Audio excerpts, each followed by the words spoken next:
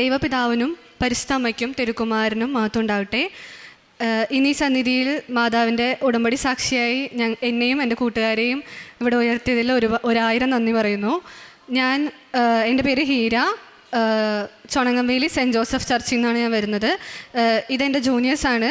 ഞാൻ KG college of nursing കോയമ്പത്തൂരിൽ നിന്ന് പാസ് ഔട്ടായ വിദ്യാർത്ഥികളാണ്. സിയ, അനഘ, അരുന്ധതി, ഇവരുടെ പേര് ഇതൊക്കെയാണ്. ഞാനിവിടെ ആദ്യമായിട്ട് വരുന്നത് എൻ്റെ അമ്മയുടെ കൂടെയാണ്. ഫസ്റ്റ് ടൈം ഞാനിവിടെ വരുമ്പോൾ എനിക്ക് ഇവിടെ ഒന്നും അറിയില്ലായിരുന്നു. ചുമ്മാ ജസ്റ്റ് അമ്മയുടെ കൂടെ വന്നു. അപ്പോൾ അമ്മ എൻ്റെ അടുത്ത് പറഞ്ഞു, ഇവിടെ വന്ന് എന്ത് പ്രാർത്ഥിച്ചാലും നടക്കും. അപ്പോൾ എല്ലാവരും ഇത് തന്നെ പറയുന്നതുകൊണ്ട് എനിക്കത്ര വിശ്വാസം ഉണ്ടായിരുന്നില്ല. അപ്പോൾ എനിക്ക് പീരീഡ്സ് ഇറഗുലർ ആയിരുന്നു. ഞാൻ അമ്മേൻ്റെ അടുത്ത് പ്രാർത്ഥിക്കാൻ പറഞ്ഞു. അപ്പോൾ പത്രം ഇവിടുന്ന് വാങ്ങിയിട്ട് കൊണ്ടുപോയി കൊടുക്കാൻ നീ അങ്ങനെ പ്രാർത്ഥിക്ക്, അപ്പോൾ നിനക്ക് സാധിക്കും എന്ന് പറഞ്ഞു. ഞാൻ പറഞ്ഞു അതെനിക്ക് നാണക്കേടാണ്, എനിക്ക് ചെയ്യാൻ പറ്റത്തില്ല. ഞാൻ തമിഴ്നാട്ടിൽ എങ്ങനെ അവരുടെ അടുത്ത് പോയി എക്സ്പ്ലെയിൻ ചെയ്ത് പറഞ്ഞു കൊടുക്കും? എനിക്ക് ഇവിടെ നിന്ന് ഒരു എക്സ്പീരിയൻസും ഇല്ല. അപ്പോൾ ഞാൻ എങ്ങനെ കൊടുക്കുമെന്ന് എനിക്കറിയില്ല. ഞാൻ പറ്റില്ല എന്ന് ഇവിടെ ഫ്രണ്ടിൽ മാതാവിൻ്റെ മുമ്പിൽ വെച്ചേ പറഞ്ഞു. അതിനുശേഷം ഇവിടുന്ന് പ്രാർത്ഥന സാക്ഷ്യങ്ങളൊക്കെ കേട്ടിട്ട് ഞങ്ങൾ ഇവിടുന്ന് പോയി. നെക്സ്റ്റ് ഡേ ഞാൻ കോയമ്പത്തൂർക്ക് പോയി. 2 ആഴ്ച എനിക്ക് പീരീഡ്സ് പെയിൻ ആയിരുന്നു. 2 ആഴ്ച എനിക്ക് നിവരാൻ പറ്റാത്ത രീതിക്കുള്ള പെയിൻ ആയിരുന്നു. എന്ത് ചെയ്യണമെന്ന് അറിയില്ല. ഞാൻ അമ്മേനെ വിളിച്ചു. ഡെയിലി അമ്മയടുത്ത് പറയും, പക്ഷേ അമ്മ എനിക്കതൊന്നും പറയാറുണ്ടായില്ല.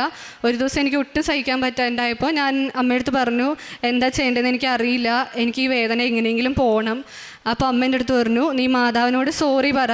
നീ മാതാവിൻ്റെ മുമ്പിൽ വെച്ച് നിനക്ക് പറ്റില്ല എന്ന് പറഞ്ഞതുകൊണ്ടാണ് നീ ഇപ്പോൾ ഈ അനുഭവിക്കുന്നത്.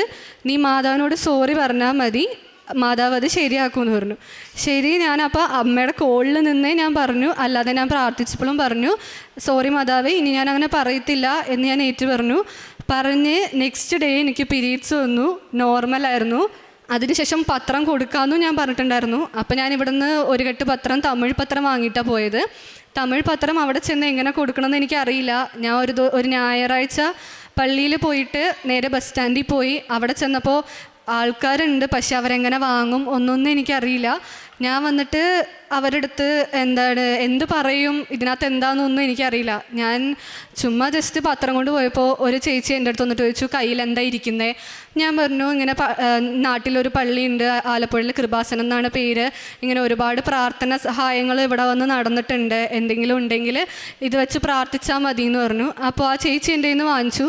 ആ ചേച്ചിയുടെ പുറകെ ഒരു കൂട്ടം ആൾക്കാർ എൻ്റെ പുറകെ വന്നിട്ട് ആ പത്രം ഞങ്ങൾക്കും തരുമെന്ന് ചോദിച്ച് വാങ്ങിച്ചു. അന്ന് എനിക്ക് മനസ്സിലായി, ഇതിന് നാണക്കേടൊന്നും വേണ്ട. ഞാൻ വിശ്വാസപ്രമാണം മാത്രം ചൊല്ലിയുള്ളൂ. എനിക്ക് ഇവിടെ നിന്ന് വേറെ ഒരു അനുഭവവും ഇല്ല. എൻ്റെ പീരീഡ്സ് മാത്രം. അത് എങ്ങനെയാണെന്നറിയില്ല, അമ്മ പ്രാർത്ഥിക്കുന്നുണ്ട്, അതുകൊണ്ടായിരിക്കും എന്നാണ് ഞാൻ വിചാരിച്ചത്. അതിനുശേഷം പിന്നെ ഞാനിവിടെ ഒരു ദിവസം വന്ന് ഉടമ്പടി എടുത്തു. ഉടമ്പടി എടുക്കാൻ നേരത്തെ ഞാൻ ഒട്ടും പ്രിപ്പയർഡായിട്ടല്ല വന്നത്. കുമ്പസാരിക്കണം, ഇതൊന്നും ഞാൻ ചെയ്തിട്ടുണ്ടായിരുന്നില്ല. പക്ഷെ എനിക്ക് ഇവിടെ വന്നപ്പോൾ തൊട്ട് ഓരോരോ വഴികളായിട്ട് കറക്റ്റായി എന്നെ കൊണ്ടുപോയി. ഞാൻ ഇവിടെ വന്ന് ടോക്കൺ എടുത്തു. അപ്പം ഞാൻ തലേദിവസം വീട്ടിൽ എനിക്ക് ഭയങ്കര ദേഷ്യവും വാശിയൊക്കെ ആയിരുന്നു. ഞാനപ്പോൾ അമ്മയായിട്ട് അടിയുണ്ടാക്കിയാണ് ഇവിടെ വന്നത്. അപ്പോൾ എനിക്ക് എടുക്കണോ വേണ്ടയോ ഒന്നും അറിയില്ല. ഞാൻ എഫേർട്ട് ഇടുന്നത് വേസ്റ്റ് ആവുമോ എന്നൊക്കെ ഞാൻ ചിന്തിച്ച് ഞാൻ അമ്മയുടെ കൂട്ടുകാരിയുടെ കൂടെ വന്നേ. അമ്മ എൻ്റെ ഒപ്പം വന്നിട്ടുണ്ടായിരുന്നില്ല. അപ്പം ഞാൻ ആളെൻ്റെ അടുത്ത് പറഞ്ഞു എടുക്കാമെന്ന് പറഞ്ഞു. പക്ഷെ എന്നാലും എനിക്ക് അമ്മ പറഞ്ഞാൽ ഓക്കെ ആയിരിക്കും എന്നുള്ളൊരു ഇതിനകത്ത് ഞാൻ അമ്മക്ക് വിളിച്ചു. പക്ഷെ അമ്മ എടുത്തില്ല ഫോണ്. അപ്പോൾ ശരി, എന്നാൽ ഇന്ന് എടുക്കാൻ എനിക്ക് യോഗ്യതയില്ല എന്നുള്ള രീതിക്ക് ഞാൻ പുറത്തേക്ക് പോകാൻ വേണ്ടി നിന്നപ്പോൾ മഴ സീസണൊന്നും അല്ലായിരുന്നു, പക്ഷെ നല്ല മഴ, റോഡ് കാണാൻ പറ്റത്തില്ല, ഞങ്ങളുടെ കയ്യിൽ കുടയില്ല. ശരി, ഇവിടെ തന്നെ നിൽക്കുക എന്നുള്ള രീതിക്ക് ഞങ്ങൾ നിന്നു. അപ്പോൾ അമ്മ തിരിച്ചു വിളിച്ചു. അപ്പോൾ ഞാൻ എടുത്തിട്ട് പറഞ്ഞു, ഞാൻ ഇങ്ങനെ ഉടമ്പടി എടുക്കട്ടെ എന്ന് ചോദിച്ചപ്പോൾ അമ്മ പറഞ്ഞു, ഉടമ്പടി എടുത്തോ, ബാക്കി നമുക്ക് നോക്കാമെന്ന് പറഞ്ഞു. ശരി, ഞാൻ ഇവിടെ വന്ന് ടോക്കണെല്ലാം എടുത്ത് നോക്കിയപ്പോൾ കുമ്പസാരക്കൂട് ഇവിടെ തുറക്കില്ല, ഇവിടെ കുമ്പസാരിക്കാൻ പറ്റില്ല എന്നൊക്കെയാണ് എൻ്റെ അടുത്ത് എല്ലാവരും പറഞ്ഞത്. ഞാൻ നോക്കിയപ്പോൾ കുമ്പസാരക്കൂട് തുറന്നിട്ടുണ്ട്, അച്ഛനും ഉണ്ടായിരുന്നു. ഞാൻ കുമ്പസാരിച്ചു ഒരുങ്ങി 2 മണിയുടെ ക്ലാസ് അറ്റൻഡ് ചെയ്തതിന് ശേഷം അവിടെ നിന്നപ്പോൾ ഞാൻ പറയുന്നുണ്ട്, എനിക്ക് ഡെയിലി പള്ളിയിലൊന്നും പോകാൻ പറ്റത്തില്ല, ഡെയിലി പള്ളിയിൽ പോകണം, കുമ്പസാരവും ഞായറാഴ്ച പള്ളി പോക്കലും മാത്രം നടക്കുകയുള്ളൂ, വേറെ ഒക്കെ എനിക്ക് ഓൺലൈനിലായിട്ടേ പറ്റുള്ളൂ. എനിക്കിതെടുക്കാൻ യോഗ്യത ഉണ്ടോ എന്ന് എനിക്ക് അറിയില്ല മാതാവേ, എനിക്ക് എന്തെങ്കിലും ഒരു സൂചന നീ തരണേന്ന് പറഞ്ഞു. അപ്പോൾ എനിക്ക് പെട്ടെന്ന് തിരി കത്തുന്ന സ്മെല്ലാണ് കിട്ടിയത്. അപ്പോൾ ഇവിടെ താഴെ തിരി കത്തിക്കുന്നതുകൊണ്ട് അതിൻ്റെ സ്മെല്ലായിരിക്കും എന്ന് ഓർത്ത് ഞാനത് വിട്ടു. അതിനുശേഷം ഞാൻ ഇറങ്ങാൻ നിർത്തി ഞാൻ പ്രാർത്ഥിച്ചു, മാതാവിനെ പിടിക്കാനുള്ളൊരു യോഗ്യത എനിക്ക് തരണേ. ഞാൻ ഇത്രയും പറഞ്ഞു എനിക്ക് ഞാൻ ചെയ്ത തെറ്റുകളൊക്കെ ക്ഷമിച്ച് ഞാൻ പ്രിപ്പയർഡ് അല്ലാതെയാണ് ഇവിടെ വന്നത്.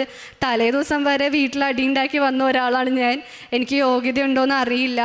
സോ നീ മാതാവിനെ എനിക്ക് പിടിക്കാൻ തന്നാൽ ഞാനിത് അക്സെപ്റ്റ് ചെയ്യും. ഞാനിത് ചെയ്യാനുള്ള എനിക്ക് യോഗ്യത ഉണ്ടെന്ന് ഞാൻ വിശ്വസിക്കുമെന്ന് പറഞ്ഞു. ശരി, ലാസ്റ്റ് ആയപ്പോൾ ഞങ്ങൾ ലാസ്റ്റ് ബാച്ചായിരുന്നു. അതിലൊരു 30-40 പേരോളം ഉണ്ടാവും.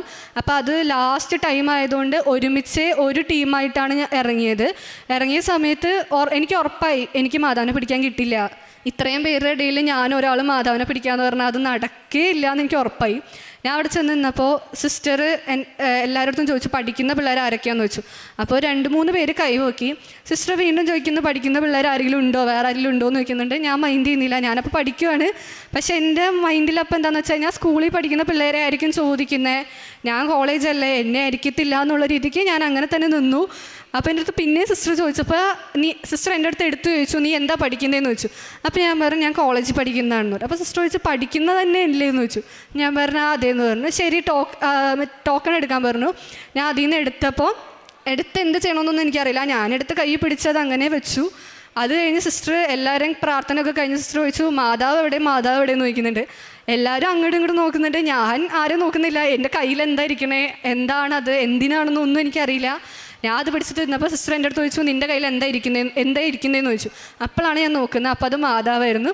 അപ്പോഴേ എനിക്ക് സന്തോഷമായി. കാരണം ഞാൻ എടുക്കാൻ യോഗ്യതയാണോ എന്ന് ചോദിച്ചതിന് എനിക്കിവിടെ വന്നിട്ടുള്ള ഫസ്റ്റ് സിമ്പിൾ അതായിരുന്നു.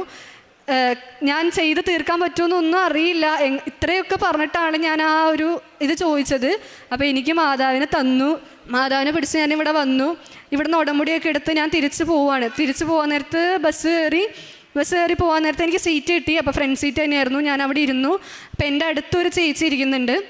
ആ ചേച്ചി വന്നിട്ട് എന്നെ ഭയങ്കര ഭയങ്കര പരിചയമുള്ള മാതിരി ആ ചേച്ചി എന്നെ കണ്ട് ആസ്വദിക്കുന്ന മാതിരി നോക്കിക്കൊണ്ടിരിക്കുമായിരുന്നു. അപ്പോൾ ഞാൻ ആലോചിച്ച് ഇതെന്താ നമുക്ക് പെട്ടെന്ന് നോക്കുമ്പോൾ ഒരുമാതിരി വ്യത്യസ്തമായി തോന്നി.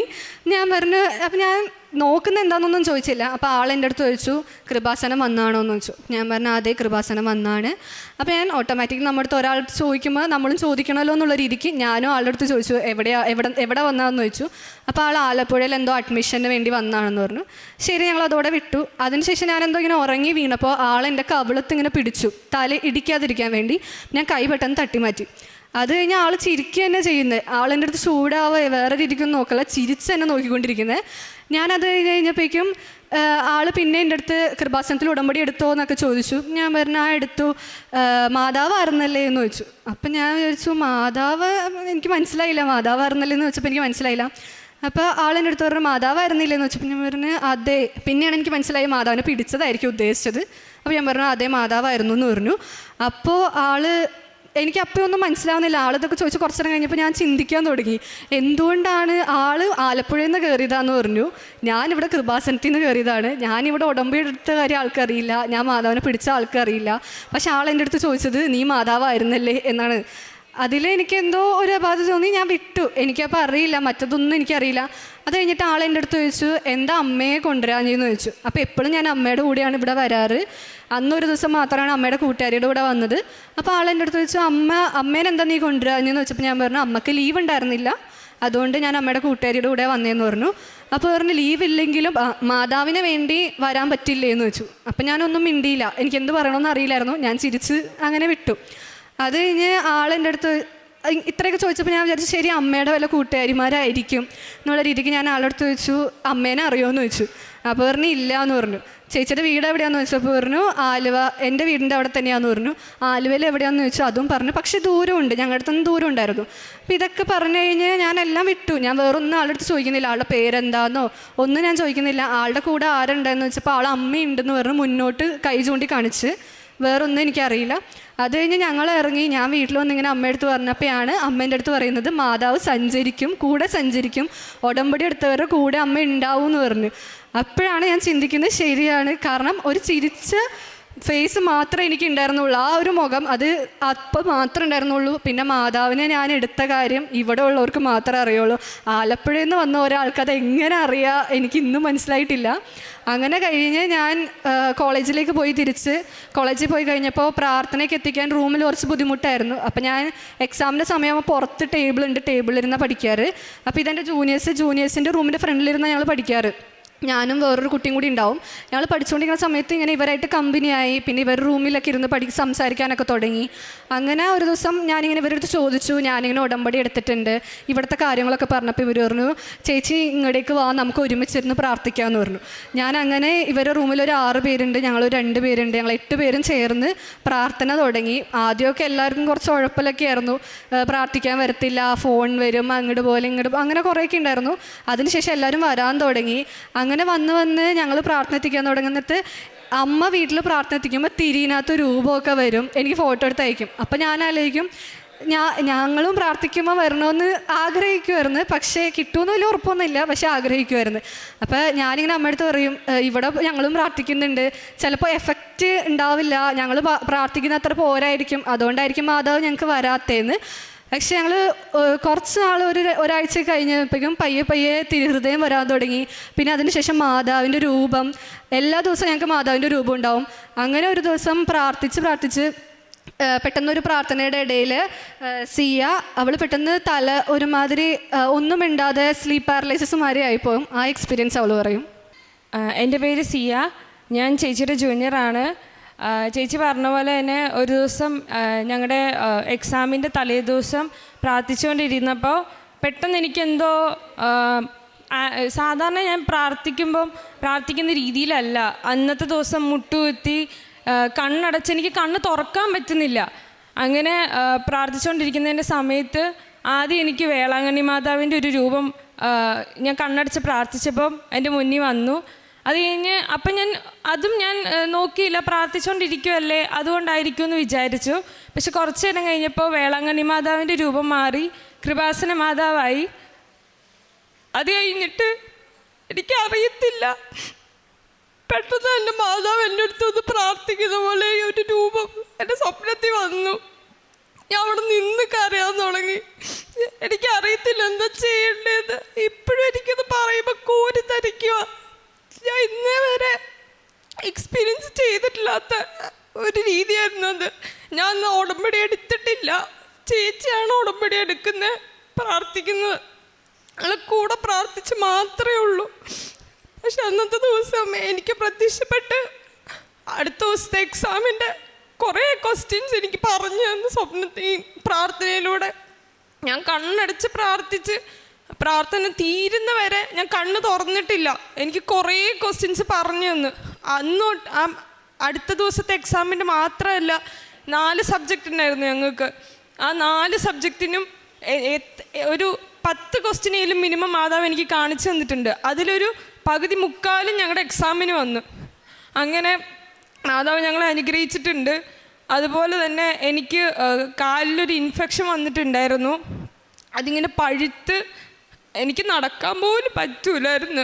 അതുപോലെ പഴുപ്പും ചോരയൊക്കെ വരുമായിരുന്നു എൻ്റെ ദേഹത്തൊക്കെ, വേറെ കയ്യിലും കാലിലും ഒക്കെ വരുമായിരുന്നു. ഞാനപ്പോൾ ഒരു പ്രാവശ്യം ഇതുപോലെ ധ്യാനം കൂടിക്കൊണ്ടിരുന്ന സമയത്ത് അത് സമർപ്പിച്ച് പ്രാർത്ഥിച്ചു. അന്ന് തൊട്ട് ഇന്ന് വരെ എനിക്കത് വന്നിട്ടില്ല. അതുപോലെ തന്നെ എൻ്റെ ഒരു കൂട്ടുകാരനുണ്ട്, അവൻ്റെ അമ്മയ്ക്ക് കുറേ നാളായിട്ട് നടുവേദനയാണ്, ഭയങ്കര നടുവേദനയാണ്, MRI ഒക്കെ എടുത്ത് നോക്കണം എന്നൊക്കെ പറയുമായിരുന്നു. അപ്പം ഞാൻ അവനോട് പറഞ്ഞു, അമ്മയുടെ അടുത്ത് ഇതുപോലെ ഇവിടുത്തെ ഉടമ്പടി വസ്തുക്കളിൽ തേൻ കൊണ്ട് കൊടുത്ത് അത് കഴിച്ച് പ്രാർത്ഥിച്ചോളാൻ പറഞ്ഞു. ഇതുപോലെ തന്നെ ഒരു ധ്യാനം കൂടിയ സമയത്ത് അച്ഛനിങ്ങനെ പറയുണ്ടായി, നടുവേദനയുള്ള ഒരു മകളെ മാതാവ് സുഖപ്പെടുത്തി എന്ന് പറഞ്ഞു. അന്ന് തൊട്ട് അവൻ്റെ അമ്മയുടെ വേദന പയ്യെ കുറഞ്ഞു വന്നു. ഇതുപോലെ തന്നെ മിനിയാന്ന് എൻ്റെ ഡ്രൈവിംഗ് ലൈസൻസ് ടെസ്റ്റായിരുന്നു. നല്ല മഴയും എല്ലാം ആയിരുന്നു. ഞാൻ ഒരിക്കലും വിചാരിച്ചില്ല എനിക്ക് കിട്ടുമെന്ന്. ഞാൻ അമ്മ മാതാവിൻ്റെ ഉപ്പ് ആ ഗ്രൗണ്ടിലും ഞാൻ കാറിലും ഇതുപോലെ തന്നെ 2 വീലറും ഒക്കെ ടെസ്റ്റിന് പോയപ്പോഴും ആ അമ്മ മാതാവിൻ്റെ ഉപ്പ് അവിടെ വെതറിയിട്ടാണ് ഞാൻ ടെസ്റ്റ് തുടങ്ങിയത്. അതുകൊണ്ട് മാത്രമാണ് ഇവിടെ അച്ഛൻ പറയണ പോലെ it's not by merit but by grace മാത്രമാണ് ഈ 9-ാം തീയതി എൻ്റെ ടെസ്റ്റിന് ഞാൻ പാസ്സായത്. അതുപോലെ തന്നെ കുറേ എനിക്ക് മാത്രമല്ല എൻ്റെ വീട്ടിലും എല്ലാവർക്കും കുറേ അനുഭവങ്ങൾ ഉണ്ടായിട്ടുണ്ട്. ഇതുപോലെ ഈ സമയത്തൊന്നും ഞാൻ ഉടമ്പടി എടുത്തിട്ടുണ്ടായിരുന്നില്ല. അത് കഴിഞ്ഞ് മാതാവുമായിട്ട് എനിക്ക് കൂടുതൽ രമ്യതപ്പെടുവാനും കൂടുതലും ദൈവിക കാര്യങ്ങളിൽ ഏർപ്പെടുവാനും സാധിക്കും. അതുപോലെ തന്നെ അമ്മയായിട്ട് എനിക്ക് കൂടുതൽ ഐക്യത്തിൽ ജീവിക്കാനായിട്ട് ഞാൻ ഇന്ന് ആദ്യമായിട്ട് ഉടമ്പടി എടുത്ത് പ്രാർത്ഥിക്കുന്ന എല്ലാവരോടും ഞാൻ പറയുന്നത്, ഈ അമ്മ ഭയങ്കര ശക്തിയുള്ള അമ്മയാണ്. അമ്മയെക്കൊണ്ട് നമ്മൾ പറ്റില്ല എന്ന് വിചാരിക്കുന്ന എല്ലാ കാര്യവും ഈ അമ്മ മാതാവിനോട് പറഞ്ഞ് പ്രാർത്ഥിച്ച അമ്മ മാതാവ് നേടിത്തരും. അതിലെ അനുഭവസ്ഥയാണ് ഞാൻ. ഉടമ്പടി എടുക്കാത്ത എനിക്ക് തന്ന അനുഭവങ്ങൾ ഇത്രയും. അപ്പോൾ നിങ്ങൾക്കൊക്കെ എന്താണേലും പ്രാർത്ഥിച്ചാൽ കിട്ടും. അമ്മ മാതാവിന് തിരുക്കുമാരനും 1000 നന്ദി. ഞങ്ങൾ ഇതേപോലെ തന്നെ എക്സാമിന് ഡെയിലി പഠിക്കും. ഞങ്ങൾ പഠിച്ചാലും എന്തെങ്കിലും ആർക്കെങ്കിലുമൊക്കെ ഒരു ബുദ്ധിമുട്ടുണ്ടാകും, തലവേദന, ഉറക്കക്ഷീണം, ഇതൊക്കെ കാരണം ആരെങ്കിലും എന്തെങ്കിലും മുടങ്ങിക്കഴിഞ്ഞാൽ ആ ഗ്രൂപ്പ് സ്റ്റഡി അങ്ങനെ മുടങ്ങും. ഇവർ ഗ്രൂപ്പായിട്ട് പഠിക്കുന്നത്, ഞങ്ങൾ രണ്ടുപേരും വേറെ ഇയർ ആയതുകൊണ്ട് ഞങ്ങൾ തനിയാണ് പഠിക്കുന്നത്. പഠിക്കുന്ന സമയത്താണെങ്കിൽ കൂടെ ഞങ്ങളൊരു ടൈം വെച്ചിട്ട് പ്രാർത്ഥന എത്തിക്കും. 7 മണി 7:30 എന്നുള്ളൊരു ടൈം ഉണ്ടെങ്കിൽ അതിനുള്ളിൽ എല്ലാ പണിയും തീർത്ത്, പഠിപ്പാണെങ്കിലും എന്താണെങ്കിലും ഞങ്ങൾ വന്ന് പ്രാർത്ഥിച്ചിരിക്കും. പ്രാർത്ഥന, ഒരു സാക്ഷ്യം എല്ലാം കഴിഞ്ഞിട്ട് പിന്നെ ഞങ്ങൾ അവിടെ നിന്ന് എണീക്കത്തുള്ളൂ. അത് കഴിഞ്ഞ് ചിലപ്പോൾ പിറ്റേ ദിവസം രാവിലെ തന്നെ ആയിരിക്കും എക്സാം. അത് നോക്കുന്നില്ല ഞങ്ങൾക്ക് ഈ ഒരു സപ്പോർട്ട് ഉണ്ടെങ്കിൽ മതി എന്നുള്ള രീതിക്ക് ഞങ്ങളുടെ പാതി എഫേർട്ട് ഞങ്ങൾ പഠിച്ചിട്ടുണ്ടാവും. അത് വരുമോ ഇല്ലയോ ഒന്നും ഞങ്ങൾക്ക് അറിയില്ല. ഇനി ചിലപ്പോൾ ഇനിയും കവർ ചെയ്യാനുണ്ടാവും, അതൊന്നും ഞങ്ങൾ നോക്കിയിട്ടില്ല. ഈ ഒരു പ്രാർത്ഥന, പ്രത്യക്ഷീകരണ പ്രാർത്ഥന രാവിലെ 5:30 എല്ലാവരും, ഒരാളെന്നല്ല എല്ലാവരും അലാറം വെച്ച് ഒരുമിച്ച് വന്നിരുന്ന് ഞങ്ങൾ എല്ലാവരും ഒരുമിച്ചിരുന്ന് പ്രാർത്ഥിക്കുന്നത്. ഒരു ദിവസം പോലും ഒരാൾ ഒറ്റയ്ക്ക് എന്നുള്ള രീതിക്ക് പ്രാർത്ഥിച്ചിട്ടില്ല. ആദ്യം മാത്രം കുറച്ച് മടി ഉണ്ടായിരുന്നെങ്കിലും പിന്നീട് അത് ഒരുമിച്ചായിരുന്നു എല്ലാം. അങ്ങനെ ഞാനും എൻ്റെ ഒരു ഫ്രണ്ടും പാസ്സായി. ഞങ്ങൾ നല്ല മാർക്കോടെ തന്നെ പാസ്സായി. 3 സബ്ജക്റ്റിൽ 2 സബ്ജക്റ്റിന് ഡിസ്റ്റിങ്ഷനും 1 സബ്ജക്റ്റിന് പാസ്സായി ഞങ്ങൾ ഇറങ്ങി.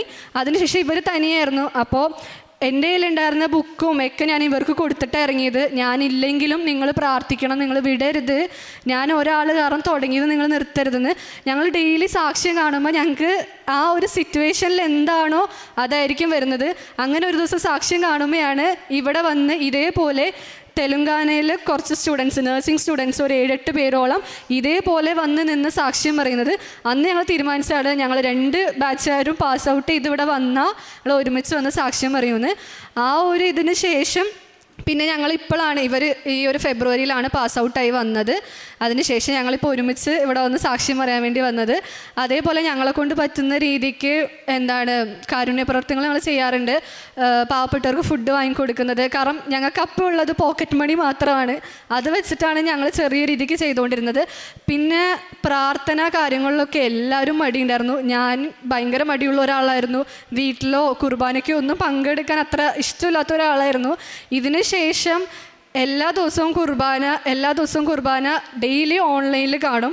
അതേമാതിരി അച്ഛൻ്റെ ഡെയിലി ബ്രെഡ് കണ്ടാലും ഞങ്ങൾ രാവിലെ ഒരുമിച്ച് മുട്ടൂത്തിന്ന് പ്രാർത്ഥിക്കും. രാത്രി എല്ലാം ഒരേ സമയത്തിരുന്ന് പ്രാർത്ഥന എത്തിക്കും, സാക്ഷ്യം കാണും. ഇപ്പോൾ ചിലപ്പോൾ ഞങ്ങൾക്ക് ചൊവ്വാഴ്ച എക്സാം ആണെങ്കിൽ കൂടെ ഞങ്ങൾ ഉച്ചയ്ക്ക് രാവിലത്തെ എക്സാം കഴിഞ്ഞിട്ട് ഉച്ചയ്ക്ക് ഇവർക്ക് എക്സാം ഉണ്ടാവും. അത് കഴിഞ്ഞിട്ട് പിറ്റേ ദിവസം ഞങ്ങൾക്ക് രാവിലെ എക്സാം ആയിരിക്കും. അപ്പോൾ അതിൻ്റെ ഇടയിൽ ഒരു ഈവനിങ് ടൈം മാത്രമേ ഉണ്ടാവുള്ളൂ. ആ ടൈമിൽ ഞങ്ങൾ ഒരുമിച്ച് വന്നിട്ട് ധ്യാനം കാണും. ധ്യാനം കാണുന്ന സമയത്തൊക്കെ ഞങ്ങൾ ആലോചിക്കും, പഠിക്കാനുള്ള സമയമാണ് പോകുന്നത്, അടുത്ത ദിവസം എക്സാമാണ്, ലാസ്റ്റ് ടൈമിലുള്ള കവറപ്പാണ്, ഇതൊന്നും ഞങ്ങൾ നോക്കില്ല. ഞങ്ങൾ ധ്യാനം കണ്ടിട്ട് അതിനകത്തുനിന്ന് അച്ഛൻ എന്തെങ്കിലും പറഞ്ഞാൽ ഞങ്ങൾക്കത് ബെനിഫിറ്റ് ആയിരിക്കും. ഞങ്ങൾ എന്തായാലും അതിനകത്ത് എന്തെങ്കിലും ഞങ്ങൾക്കുള്ളത് ഉണ്ടാവും അച്ഛൻ്റെ കയ്യിലെന്നുള്ള രീതിക്കാണ് ഞങ്ങൾ എന്നും നോക്കിയിരുന്ന് കാണുന്നത്. അതേപോലെ തന്നെ ഡെയിലി ബ്രെഡിനകത്തും എന്തെങ്കിലും ഒന്ന് ഞങ്ങൾക്കുള്ളത് ഉണ്ടാവും. ഞങ്ങളിപ്പോൾ ഒരു ക്വസ്റ്റ്യനായിട്ട് ഇപ്പോൾ ഇവർക്കൊക്കെ ഉടമ്പടി എടുക്കാത്തതുകൊണ്ട് ആദ്യമൊന്നും വലിയ വിശ്വാസം ഉണ്ടായിരുന്നില്ല. അപ്പോൾ ഇവരിങ്ങനെ ഡെയിലി ഇങ്ങനെ പറയുകയാണെന്നുണ്ടെങ്കിൽ മാതാവ് ഞങ്ങളുടെ കൂടെ ഉണ്ട്, അങ്ങനെ പറയുകയാണെങ്കിൽ എന്നൊക്കെ പറഞ്ഞ് ഇവരിങ്ങനെ പ്രാർത്ഥിക്കുമ്പോൾ അതിലെന്തെങ്കിലും ഒന്ന് മാതാവ് അതിനകത്ത് കാണിച്ചു കൊടുക്കുമായിരുന്നു. അപ്പോൾ ഞാൻ ഒരാൾ കാരണം ഇത്രയും പേര് വന്ന്, അപ്പം എൻ്റെ പേടി എന്താണെന്ന് വെച്ച് കഴിഞ്ഞാൽ ഇവരിനി തിരിച്ചു പോവുമോ, ഞാനില്ലാത്തതുകൊണ്ട് പോകുമെന്നായിരുന്നു. പക്ഷെ ഇവർ പോയില്ല. അവരിതുവരെ കണ്ടിന്യൂ ചെയ്ത്, ഇപ്പോഴും അവർ കണ്ടിന്യൂ ചെയ്ത് ഇവർ 2 പേര് വന്ന് ഇപ്പോൾ ഉടമ്പടി ഇന്ന് എടുത്തു. കാരുണ്യ പ്രവർത്തികൾ എന്ന് പറയാൻ വേണ്ടി ഭക്ഷണം വാങ്ങിക്കൊടുക്കുമായിരുന്നു പാവപ്പെട്ടവർക്ക്. പിന്നെ അതേപോലെ തന്നെ ഞാനിപ്പോൾ ജോലി കയറിയിട്ട് ഒരു 1 ഇയറായി. അപ്പോൾ ഇപ്പോഴാണ് ഞങ്ങൾക്ക് സാലറി കിട്ടി തുടങ്ങിയത്. ആ ഒരു സമയത്ത് എല്ലാ മാസവും ഞാൻ കോയമ്പത്തൂർ ഞങ്ങളുടെ ഒരു ചർച്ചുണ്ട്, ആ ചർച്ച് പണി നടക്കുവാണ്. അതിനുള്ളൊരു ചെറിയ എമൗണ്ട്, എന്നെക്കൊണ്ട് പറ്റുന്ന രീതിക്കുള്ളൊരു എമൗണ്ട് ഞാൻ എല്ലാം വന്ന് ഇട്ട് കൊടുക്കും. പിന്നെ ആത്മീയമായിട്ടെന്ന് വെച്ച് കഴിഞ്ഞാൽ ഡെയിലി പള്ളി പോവൽ, കുർബാന, കുമ്പസാരം എല്ലാത്തിലേക്കും കയറി വന്നു. പണ്ടൊക്കെ ഭയങ്കര മടിയാണെങ്കിലും ഇപ്പോൾ വീട്ടിൽ വന്നാൽ കൂടെ പ്രാർത്ഥന എത്തിക്കാനാണെങ്കിലും ആരെങ്കിലും ഒരാൾ മടിഞ്ഞാലും പിടിച്ചു നിർത്തും. പാട്ട് പാടി ആസ്വദിച്ചാണ് ഞങ്ങൾ കൊന്ത ചൊല്ലുന്നത്.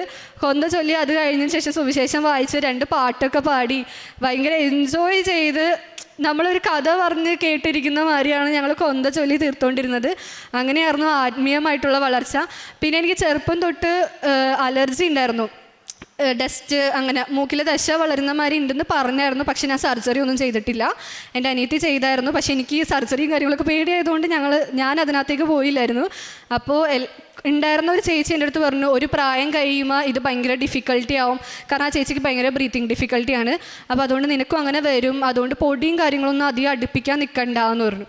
പക്ഷേ അമ്മ ഉടമ്പടി എടുത്തതിന് ശേഷം ഞാൻ പോലും അറിഞ്ഞിട്ടില്ല. ഇപ്പം എനിക്ക് ഒരു 5-6 വർഷമായിട്ടുണ്ടാവും. ഞാനിപ്പോഴാണ് ശ്രദ്ധിക്കുന്നത്. എനിക്കിപ്പോൾ തുമ്മലില്ല, ജലദോഷമില്ല, ഒരു അസുഖവും ഇല്ല. അതെല്ലാത്തിൽ നിന്നും മാതാവ് എന്നെ സംരക്ഷിച്ചു കൊണ്ടുവന്നു ഇവിടം വരെ. ഇപ്പോഴും മാതാവിൻ്റെ മക്കളായിട്ട് തന്നെ ഞങ്ങൾ ഇനിയും കണ്ടിന്യൂ ചെയ്യണമെന്ന് ഞങ്ങൾ ആഗ്രഹിക്കുന്നു. തിരക്കേറിയ ജീവിതമാണെങ്കിൽ കൂടെ ഇച്ചിരി നേരം മാതാവിൻ്റെ അടുത്ത് വരാനാണെങ്കിൽ കൂടെ ഒരു 2 ദിവസം ഞാൻ അവിടെ നിന്ന് ലീവ് കിട്ടിക്കഴിഞ്ഞാൽ ഞാൻ വീട്ടിൽ പോയിട്ട് അടുത്ത ദിവസം ഞാൻ കൃപാസനത്തിലായിരിക്കും വരുന്നത്. ഉടമ്പടി എടുക്കാനോ ഒന്നുമല്ല, ചുമ്മാ ഇവിടെ നിന്ന് കുറച്ചു നേരം പ്രാർത്ഥിക്കും, മാതാവിനോട് സംസാരിക്കും, കുറച്ചു നേരം കരയും. എന്തെങ്കിലും സ്ട്രെസ്സോ എന്തെങ്കിലുമൊക്കെ ഉണ്ടെങ്കിൽ ഇവിടെ വന്ന് കരഞ്ഞ് തീർത്ത് ഒരു റിലീഫായിട്ട് ഇവിടെ നിന്ന് നേരെ ഇറങ്ങുന്നത്. ഇത്രയും നന്ന മാതാവിനും തിരുകുമാരനും 1000 നന്ദി. ഇനിയും ഈ ഉടമ്പടി ജീവിതം മുന്നോട്ട് കൊണ്ടുപോകാൻ ഞങ്ങളെയും എൻ്റെ കൂട്ടുകാരെയും ഇതേപോലെ തന്നെ കൊണ്ടുവരണമെന്ന് ഞാൻ മാതാവിനോട് പ്രാർത്ഥിക്കുന്നു. അങ്ങ് നൽകിയ അനുഗ്രഹങ്ങളെ പ്രതി ഞാൻ എന്നേക്കും അവിടുത്തോട് നന്ദി പറയും. അങ്ങയുടെ ഭക്തരുടെ മുൻപിൽ ഞാൻ അങ്ങയുടെ നാമം പ്രകീർത്തിക്കും. എന്തെന്നാൽ അത് ശ്രേഷ്ഠമാണ്. സങ്കീർത്തനം 52:9 ദൈവസന്നിധിയിൽ പ്രത്യാശ വെച്ച് ഉടമ്പടി ജീവിതം നയിക്കുമ്പോഴാണ് നമ്മുടെ ജീവിതത്തിൽ പുത്തൻ വഴികൾ തുറന്നു തരുന്നത്. യെശയ്യാ പ്രവാചകൻ്റെ പുസ്തകം 40-31 പറയുന്നത് പോലെ ദൈവത്തിൽ ആശ്രയിക്കുന്നവർ വീണ്ടും ശക്തി പ്രാപിക്കും. അവർ കഴുകന്മാരെ പോലെ ചിറകടിച്ചുയരും. അവർ ഓടിയാലും ക്ഷീണിക്കുകയില്ല, നടന്നാൽ തളരുകയുമില്ല. ഇന്നത്തെ നമ്മുടെ യുവജനങ്ങൾ ഒരുപക്ഷെ നട്ടോട്ടം ഓട്ടുന്നത് ഒരല്പ സന്തോഷത്തിന് സമാധാനത്തിന് വേണ്ടിയായിരിക്കാം. പക്ഷേ ഈ കൊച്ചുമക്കൾ ഉടമ്പടിയിൽ ചെറിയ സ്റ്റെപ്പ് എടുക്കുമ്പോൾ ഈശോയും അമ്മയും കൂടെ നിന്ന് അവർക്ക് ശക്തി നൽകുകയും കഴുകന്മാരെ പോലെ ചിറകടിച്ചുയരാനുള്ള ഒരു ധൈര്യം നൽകുകയും ഓടിയാലും ക്ഷീണിക്കാത്ത, നടന്നാലും തളരാത്ത ഒരു ആത്മീയ യാത്രയിലൂടെയാണ് ഇവരെ വഴിതെളിക്കുന്നത്. കൃപാസനം അമ്മയുടെ മധ്യസ്ഥതയിലൂടെ ഈ മക്കൾക്ക് ലഭിച്ച എല്ലാ അനുഗ്രഹം, പ്രത്യേകിച്ചും ഈ പരീക്ഷകൾ എഴുതാൻ പോകുമ്പോഴെല്ലാം ഉടമ്പടി നേർച്ച വസ്തുക്കൾ ഉപയോഗിച്ച് പ്രാർത്ഥിച്ച് ഉടമ്പടി തൈലം നെറ്റിയിൽ തേച്ച് വിശ്വാസ പ്രമാണം ചൊല്ലി പ്രത്യക്ഷീകരണ പ്രാർത്ഥന ചൊല്ലിയാണ് ഈ മക്കളെല്ലാവരും പരീക്ഷയ്ക്ക് പോയിക്കൊണ്ടിരുന്നത്.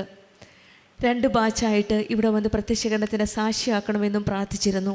അതിൻ്റെ ഫലമായിട്ടാണ് ഇന്ന് പരിശുദ്ധ അമ്മയുടെ സന്നിധിയിൽ അമ്മയ്ക്ക് നന്ദി പറയാനായിട്ട് not by merit but by grace ദൈവത്തിൻ്റെ കൃപയാൽ ഈ മക്കളെല്ലാം BSc എക്സാം കംപ്ലീറ്റായി അമ്മയുടെ പ്രത്യക്ഷീകരണത്തിൻ്റെ സാക്ഷിയായിട്ട് അമ്മയ്ക്ക് നന്ദി പറഞ്ഞുകൊണ്ട് അമ്മയുടെ സന്നിധിയിൽ വന്ന് നിൽക്കുന്നത്. കൂട്ടുകാരുടെ ഇൻഫ്ലുവൻസ് എത്രമാത്രമുണ്ട് ഈ മക്കളുടെ ജീവിതത്തിൽ. ആ ഇൻഫ്ലുവൻസാണ് ലഭിച്ച അനുഗ്രഹം മറ്റുള്ളവർക്ക് സാക്ഷ്യപ്പെടുത്തുകയും മറ്റുള്ളവരെയും കൂടെ നല്ല ഒരു വഴിയിലേക്ക് നയിക്കുവാനും ചെയ്യാനുള്ള ഒരു കൃപയാണ് ഇവർക്ക് ലഭിച്ചിരിക്കുന്നത്.